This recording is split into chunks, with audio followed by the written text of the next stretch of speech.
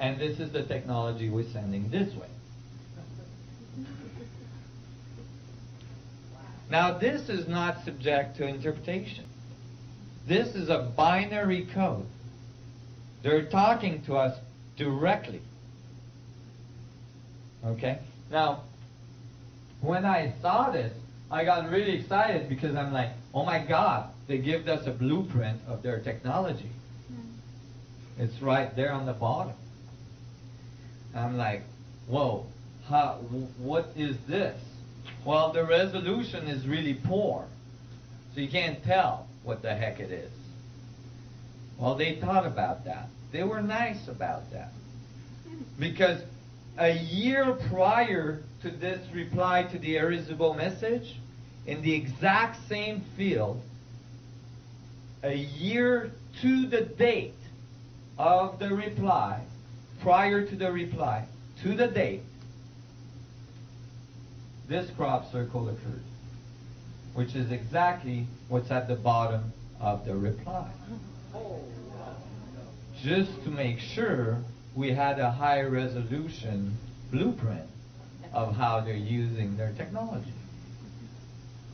Here's your radio telescope. It's the exact same installation.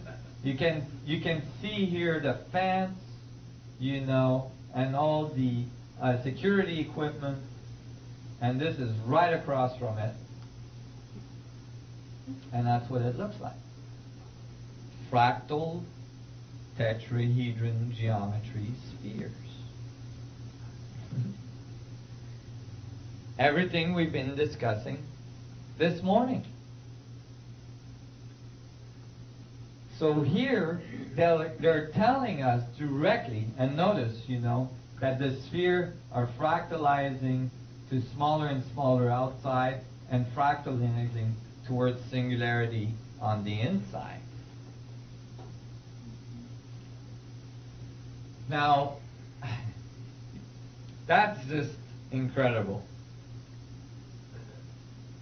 And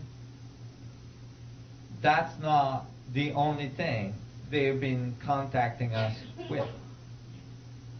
A year after the irresistible message reply, to the date, so this was a year prior, right?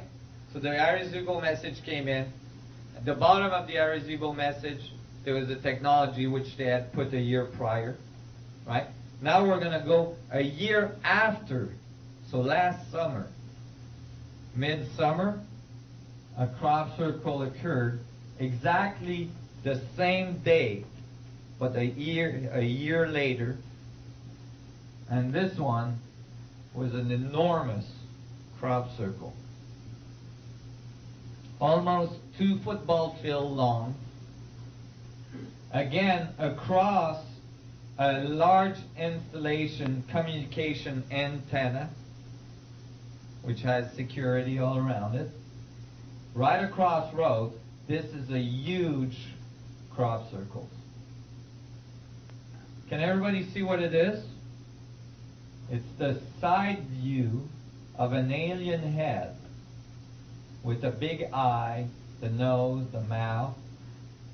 Can everybody see that? Not fully. Oh, yeah. Can you see it better here? See his eye, his nose, his mouth. And look up here in front. He's got a hand like this. Right? It's the other hand. Right? Like this. And he's holding on to a CD. That's his thumb here, and that's his hand. Okay? He's holding on to a CD. They figured those guys are at CD technology level. We'll burn them one. So they burned us a CD, and sure enough, on the CD is a string of a binary code. What happens when you play that CD? Well, that binary code was decoded, and here's what it says. Be aware of false gifts, their broken promises. This was last summer. Have we seen broken promises this year? Oh my God. This is very interesting. Much pain, but still time. Certainly a message of hope for all the people that have been working towards a new way of doing things on this planet.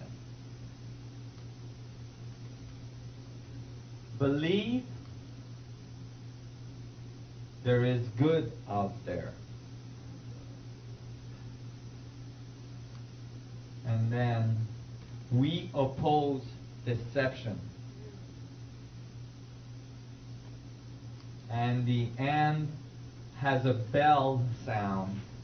This is an ASCII code, so there's a bell sound typically to end a transmission.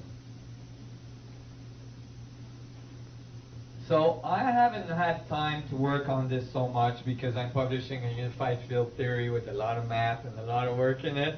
And so I haven't had time to work on this, but I am convinced that there is an underlying code as well in this, because these capitalizations are actually part of the code. So if you only read the words that are capitalized, you have false, broken promises, pain, believe, good, OP, deception. I don't know what OP deception is. Could be other people, it could be many things. But go ahead. Are the capitals at the beginning of the sentences part of the code? Yes, they are. How about the office of the president? Office of the President.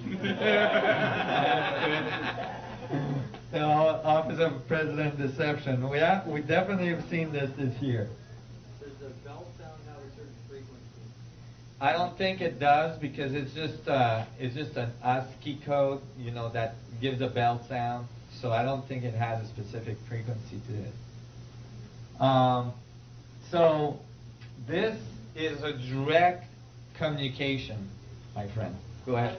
You kept saying a date that they did this one day, same next year, the same date next year, the same date. You know what date that is? Well, it's August 15th, I believe. I'm not sure on that. You might have to verify. And I've been going on the net this year to see the crop circles of August, and the page is not updated past the 10th or the 11th. So I'm anxiously waiting to see if there's been another message this year. Direct binary message. There's been many crop circles this year. Usually, apparently, August 15th is always close to this radio telescope. I'm sorry? Is this close to radio telescope? Well, it's in England. The two that we saw, the two first one were right beside the radio telescope. The third one is further from the radio telescope, but then again, it's right beside a huge repeater antenna, which implies communication. So here, we're being talked to directly. They are getting closer and closer to contact.